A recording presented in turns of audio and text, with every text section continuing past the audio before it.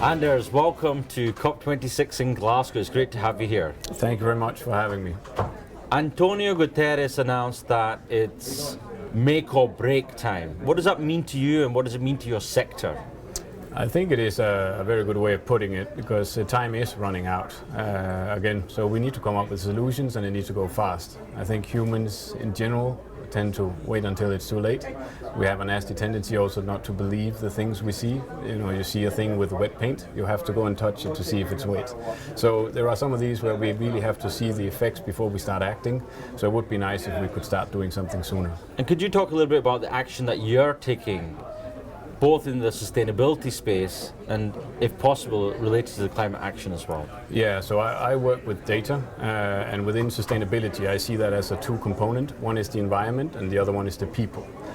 So I focus on the people and the diversity and inclusion part of that. So what I'm personally doing is to create as much data in that area as possible so that we can ensure that the solutions that will fix the climate, hopefully, will also ensure that they involve all the people and don't leave anyone behind. We hear a lot about innovations in the transition to net zero, but it's rarely people. Can you explain a little bit more how people can become more relevant in the transition? Well, I think we need the people to come up with the solutions to get to net zero.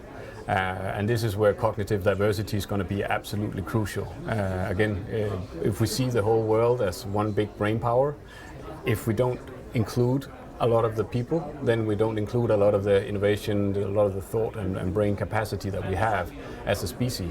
So again, let's take females as an example. There is still only 22% of executives that are female on a global level. Again, so already there we're cutting out a lot of really good insight and things to see what is coming and to come up with innovation. And why is that important to have diversity in the workforce? Because there are more and more studies and everything, you know, you need cognitive diversity to have innovation, to drive the best results. Teams that are diverse outperforms teams that are not. So even if it might run very smoothly, if everyone looks alike, thinks alike, it might be very efficient, but you don't see the Kodak moments that are coming. And you don't think of things in different ways. So it's okay to take a cost on some of the efficiency to then ensure that you find the right innovative solutions. So how would you go about doing that then? So personally, we look at data all the time around companies and again from a diversity, equity and inclusion perspective. So looking at not just gender, but also race, ethnicity, the family background, sexuality, disability. We need everyone to be involved in this to find the right solutions. Climate change is a global problem, so we need everyone to be included. And then when you come up with the data, how do you persuade the organization, which has its own unconscious bias, to listen to your evidence? Yeah. I think there are some things that just make sense, right? We are around 50-50, men and women, if we take that as an example. So there is an internal fairness to it as well, that we need to be more like 50-50, and we're not. So there are a lot of things, and especially also right now, we see the Generation Z and all the younger, they don't want to buy things from companies that don't think about this. So you could say it's both that it's the right thing to do, but also that it's good business to do this well. And what's the big bottleneck, or the big elephants in the room that's preventing the acceleration of this transition of a more diverse workforce? I think one of the issues right now is the lack of standards, and it's maybe something that many people have talked about, but it's definitely also really relevant within diversity and inclusion because there are no global standards on how companies should report on this. So there has been more and more work now on the environmental side and taxonomy coming out there and reporting. The social aspect of ESG is still years behind that.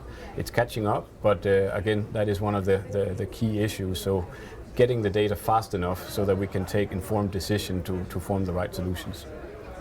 And what drives you? You sound very passionate about this space. What gets you out of bed in the morning and what keeps you awake at night? So I think I'm very passionate about people.